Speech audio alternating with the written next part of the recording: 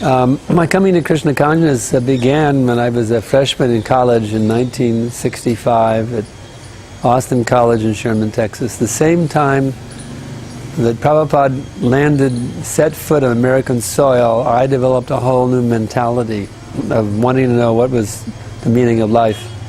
Before that, my dad had said, "Son, your college days are going to be the happiest days of your life." And I was thinking, yes, yes, yes.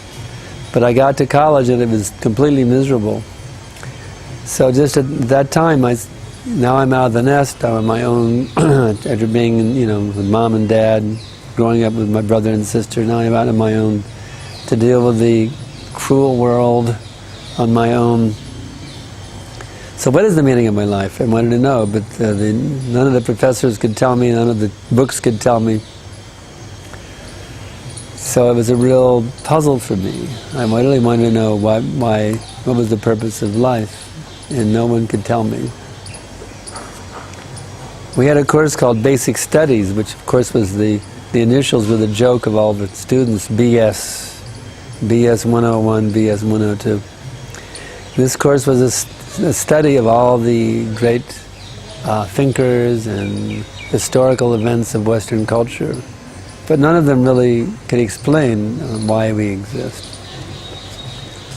So,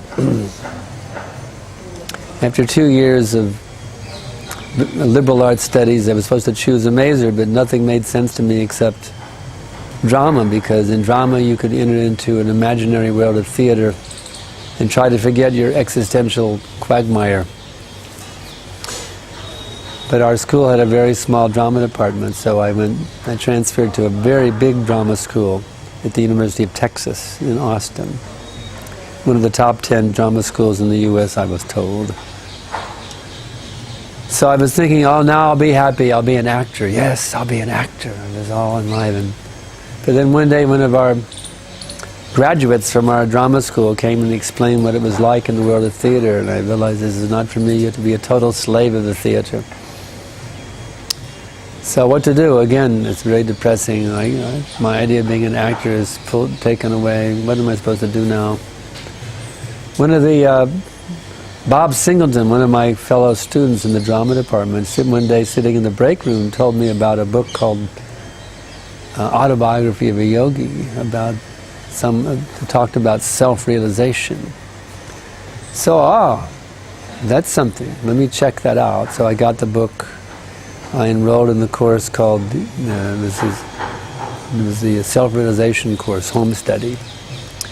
So I was thinking, now I'll solve my problems, I'll become self-realized. And they had me staring at a candle in a dark room, and it wasn't working, it didn't do anything for me.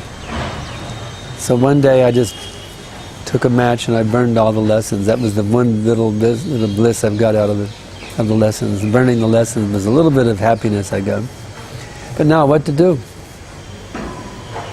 I had a friend who told me, well, you got to get into transcendental meditation, Maharishi Yogi.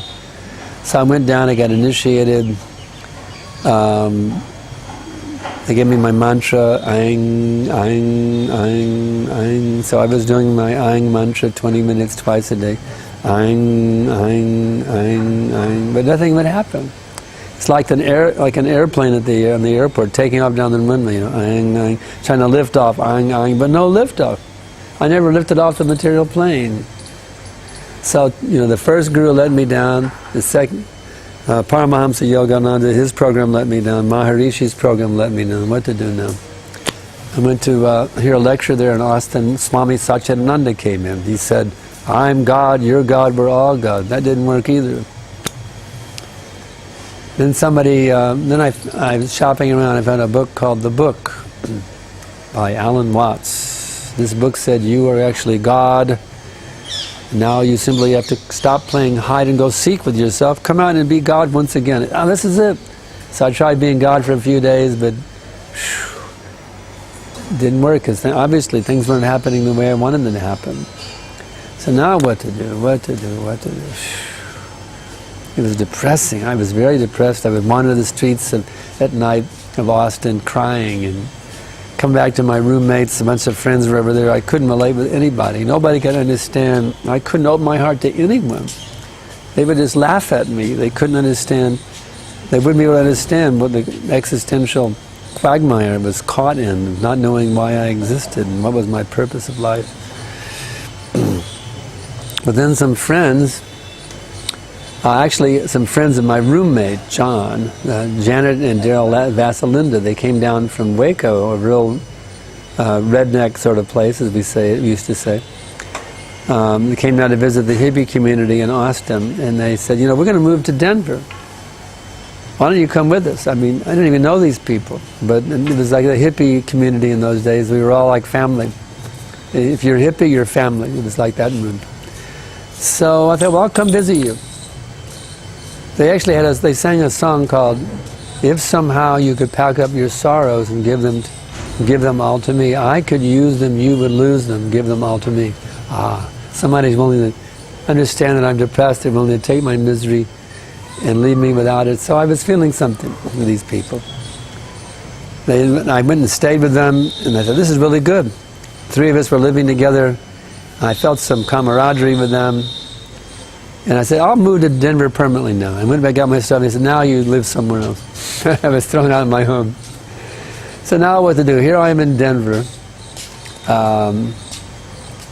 I don't really know anybody here. But there was one fellow I had met in Austin when he was visiting, when I was living there. One day I was with Daryl and Janet and my roommate, and this guy named Patrick had come up to eat. We were eating watermelon in the front yard of our apartment, and like hippies are a family, he came and joined us in our watermelon party. And he talked about going to the forest and becoming self-realized in the forest. And I went, this guy seems to be his head's in a high place.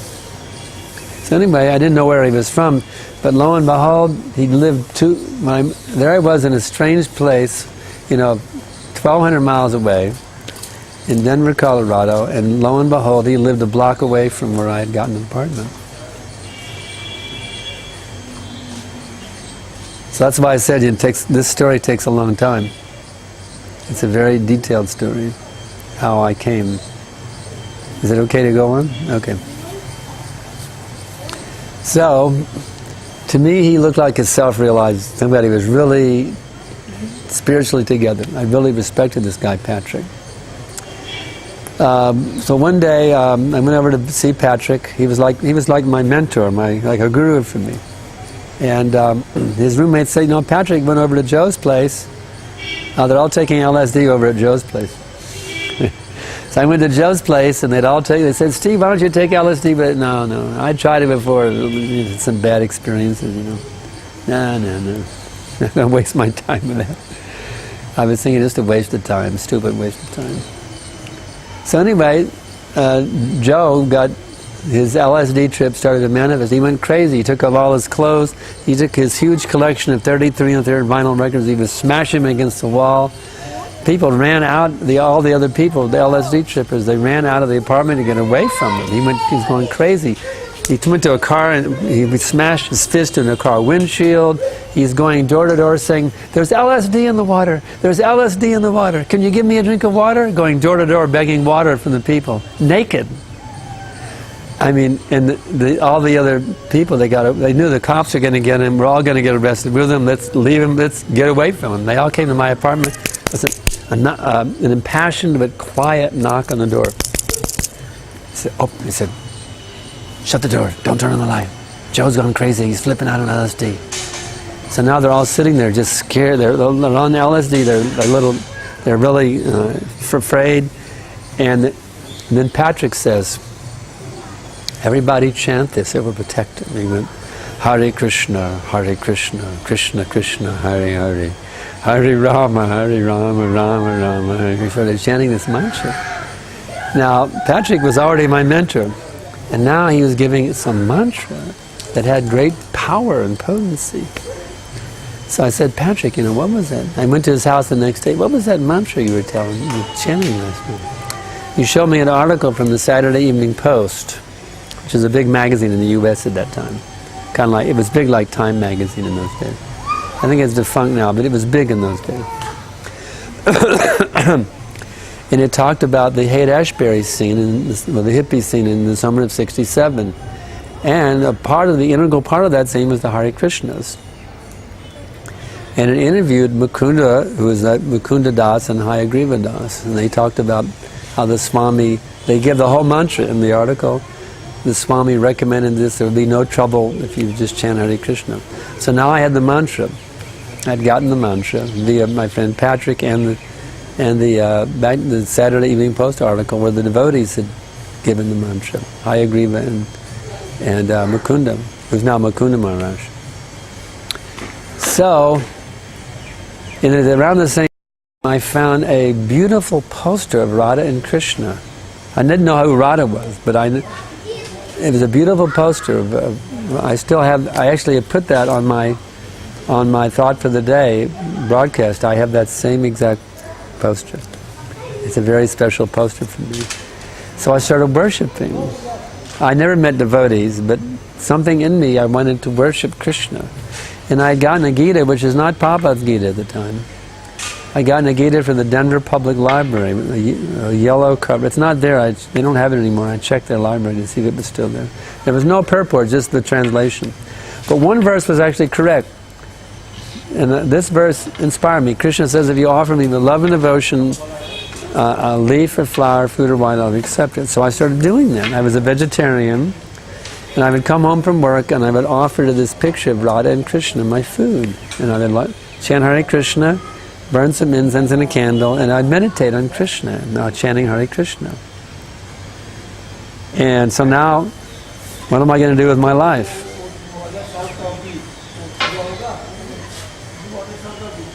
I couldn't fit it in any career in the material world. Not possible.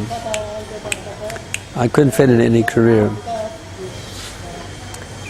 So I decided, well, there was a couple of hippie friends, a couple of hippie girls that I knew, they were going to go to India to check out the scene. Many hippies used to go to India. They still do.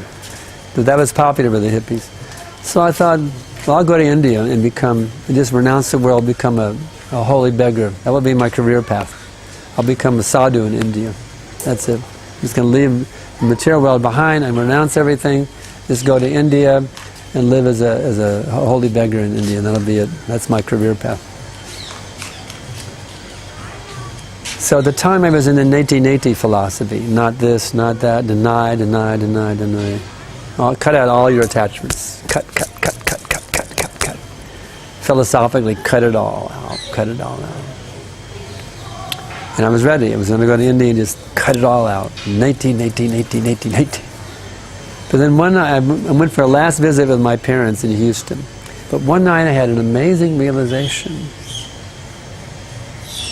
And it was so profound, I wrote it on a piece of paper. And the realization was this: I denied and I denied until I could deny no longer, and then I had to start accepting. In other words, you can do neti until everything's chopped down, and then what's left, you got to do a neti on neti itself. You understand? I realized I got to do a neti on neti also. You can chop down the whole forest with your hatchet, but now you got to throw away the hatchet. You see? You've given up everything. Now you have to give up your philosophical chopper also. Get rid of it as well. So I realized, well, I denied and I denied until I could deny no longer, and then I had to start accepting. So, what will I accept? That's the question. You deny everything in this material world, and you deny even the process of denial itself, and then you realize you have to start accepting something. You have to accept something that's transcendental. That's what you have to do, you see. When you negate everything material, including the act of negation, then you have to accept something which is transcendental. And now what will I accept? I felt at that point that I was being called to San Francisco. That there was some spiritually elevated persons in San Francisco who were calling me to join them. So that was now instead of hitchhiking to New York to get a job on a freighter to go to India, I'll hitchhike the other direction to San Francisco. So I did. I hitchhiked 2,000 miles in San Francisco. I arrived up in Haight-Ashbury, I went into Golden Gate Park, and there they were, the Harinam party. They invited me to the temple, but the trouble was I was a Mayavadi. I was a staunch Mayavadi. One brahmachari said, I was chanting in the temple room, Hare Krishna, Krishna Krishna, Hare Hare, Hare Rama, Hare Rama, Rama. One brahmachari, she came up, she said, oh, you're chanting Hare Krishna so nicely. And I was thinking, if she only knew that I am Krishna. So, this Mayavad wasn't ready to, even though I had actually met those divine people who were calling me to join them. See, my vision was, instead of renouncing the world, save the world, make a spiritual revolution on this planet. So I thought there were some souls in San Francisco that I was going to join in making a spiritual revolution. But I didn't realize it was the devotees. I thought it was somebody else, you see. Somebody else, because these people, I couldn't relate to it. You know, they don't have girlfriends. They don't have beautiful long hair like the rest of us hippies do. They don't wear beads and fancy flashy clothes. They wear these saffron robes, shaved heads. They don't have girlfriends. They don't smoke marijuana. They don't take LSD. You know, it's just, their chanting is great, but other than that, they're a little kooky, a little weird, I was thinking. So, I didn't join them. I thought I will do it on my own. So I started playing guitar and singing, writing songs, thinking that I didn't see anybody else that I could really join with. I'll do it on my own then. I'll just write songs and I'll push forward a revolution by my music. I was thinking like that. So the scene got a little bit bleak there, and the neighborhood started becoming more and more bad vibrations in Haight-Ashbury. So I found out that across the bay, at San Francisco Bay in Berkeley, it was much more mellow atmosphere at the University of California. So I started doing my songs over there. One of my fans became later known as Sri Dainana Maharaj. He was a student named Howard Resnick, and he used to groove on my music. I would sing on the campus there. And then there was one brahmachari came over to open a center in Berkeley, and I used to visit. I talk with him sometimes. His name now he was now Makanlal Das, and now he's Bhakti Madhurya Govinda Maharaj, my good friend. But he invited me one day why don't you come with me? I'm going over to the San Francisco temple. There was no temple in Berkeley. So I spent the night at the temple, and we slept in the basement underneath the temple room. And then we went up in the morning, we had our morning program, and there was a special set of japa beads on the wall for guests. So I chanted one round of japa, my first round of japa. And then it's time to go back to Berkeley to do my musician thing on the campus, right? But I felt this amazing ecstasy after chanting that round of japa. I was like laughing ecstasy. I was like, I was in ecstasy from that round of japa. So I went back to Berkeley. I was hanging out with some hippies. They went to their apartment. They're sitting there watching television, which I thought was pretty uncool, television. And I couldn't sit down and watch television. So I went out on their porch and I wrote a song that day. And I don't remember, I just remember one line from the song. It was the theme of the song. Do you think I'd waste my time playing around in misery when I'm so close to nirvana? So I had that conviction after that experience of the Hare Krishna temple that spiritual realization is coming soon. I didn't know it was really Krishna consciousness yet, but I knew that spiritual realization was coming soon. Don't get caught up in mundane television, it's a waste of your time. I had that realization. So the hippie scene, in the whole California hippie scene there in the Bay Area, started getting really bad. There was a big concert that was supposed to be the greatest love festival ever happened on the West Coast, and the motorcycle gang murdered somebody at the it was really bad. So I'm going to go back to Austin, a more mellow scene. So I went back to Austin. I was doing my musician thing on the campus for about a year, thinking, I'm going to do my spiritual revolution by singing my songs, and I would sing about making the whole world happy. I had a song called Won't you hop aboard my happiness train? The journey has begun. It's a trip for all those people who like to have fun. I don't care who you are. I don't care how blue you are. I want you to have joy. I was trying to spread happiness to the whole world. That was my mood. The trouble was I didn't have it myself, you see. I had this idea of making the whole world happy through my music. But I myself was lacking it. I used to do a gig at a vegetarian restaurant to get a free lunch every day. Because I didn't work, you see. I would stay with friends and just sing for my lunch. I was like a mendicant in the U.S., a guitar singing mendicant. And so when somebody at the restaurant said, "I hate your music," so I was shocked. So I became more introspective. Just as I'd been introspective before I went to there in Denver, you know, chanting with the picture of Radha and Krishna, I became introspective again. And I knew Jesus was a self-realized soul, Lord Jesus. So I was thinking, well, how can I be like Jesus? He's a self-realized soul. And so I was studying the Bible to see what is his secret. And one day, I found him. Jesus says, "Father, not my will, but thy will be done." You just got to surrender to God, do what he wants, forget your desires, just do what God wants you to do. I knew, that's it, that is self-realization. Jai! I didn't say jai, but you know, there was that feeling of, I knew I had found it, but I had a problem. I didn't know what God wanted me to do.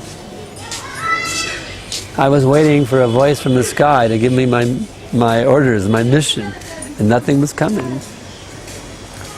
So it was tough, you know, what to do. I don't know what God. I know I'm supposed to do God's will, but I don't know what God's will is. What am I going to do now? So one day I was doing my, you know, guitar singing thing at a vegetarian co-op. They had a little stage out front, and doing my thing, and nobody was listening except one little girl. You know, it's pretty. The musician's ego. You know, you want to have a big crowd. You know, when you do your music. And I was kind of depressed. You know, oh my God, just one little girl hearing me. You know, but the little girl was something special about her. She was very perceptive. She told me, and after I finished my song, she said, she knew I was depressed, that she was the only one in the hearing. She said, "Don't worry, God can hear you." I went, wow, there's something special. That's not an ordinary thing. That's something very extraordinary about that. So I started thinking how that would apply to my present anxiety of not knowing what God wants me to do, waiting for his instruction. I realized, well, you can't hear him, but he can hear you. So now I got it. I had my mantra, "Dear God, please guide me how I can become your perfect servant." That was my mantra now. Every morning I'd read the Bible about this self-realized soul, Jesus Christ, and pray, "Dear God, please guide me how I can become your perfect servant." So now I'm ripe, you see, for Krishna consciousness. Now I'm really ripe. I'm ready. And that's when Vishnu Janmana shows up in Austin. And I thought, well, let me just try it out as an experiment. I've tried everything else. I'll try this. And I realized, at first I was just going to do a singer-songwriter. I'll be like George Harrison and just come out with "My Sweet Lord." It was a top hit. I'll just write songs about Krishna. I'll be a singer-songwriter. Krishna conscious singer-songwriter. That was my idea, you see. But I thought, let me live in the temple for a while. I need a place to stay anyway, and I can learn more to write better songs about Krishna. So Krishna Jan Swami was cool with that. So I'm living in the temple. You know, you get up for Mangal Arati. You know, you do what the devotees do. You say this mantra when you go to the temple room, you Nama Om Vishnu Padaya. It's a big mouthful for a Texas hippie, you know. Nama Om Vishnu Padaya. So I wrote it down in my hand, you know. Nama Om Vishnu Padaya. But I had a little empty space down here. And so Vishnu Jan Swami looked, he said, "Oh, very good. Now you add this to your hand. I must please my spiritual master and surrender to him fully." Was I going to do it? Nope. Nope.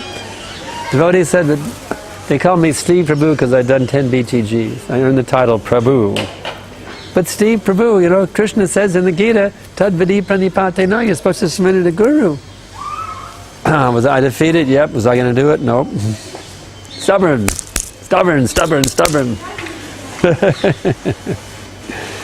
So one day, we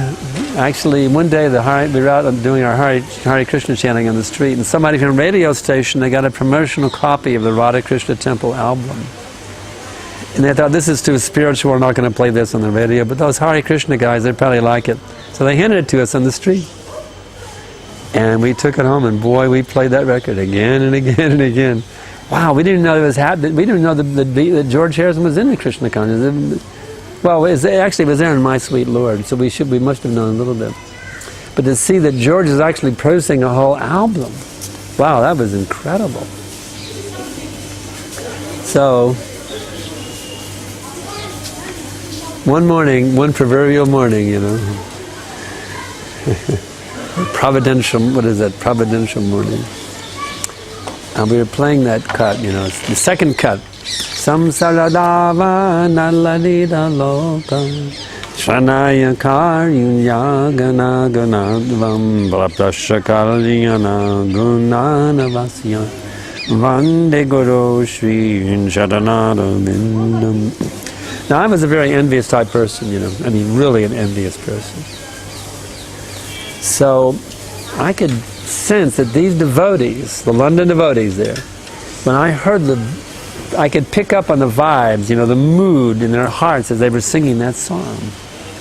These people are experiencing some kind of bliss that I don't experience. Now, being an envious person, you don't want somebody to experience something that you're not. You want to experience it also, isn't it? So actually, it was envy that brought me to this movement. Envy brought me to the Krishna consciousness, because I was envious of these devotees, that they are tasting a love, a happiness, a peace of mind, which is something far beyond anything I've ever known or ever experienced in my whole life. And I wanted to. So as I was feeling that way and hearing their voices, I just thought, I entered into the same mood as the devotees. I said, wouldn't it be beautiful if I gave my life to Prabhupada? And the tears came streaming down, and that was it. That's how I became Krishna conscious. When Prabhupada entered my heart at that very moment, he's been there ever since. So that's how I came. I know it's a long story, but I can't really do it justice unless I tell you the whole story. That's how I became Krishna conscious. Now what's the next question?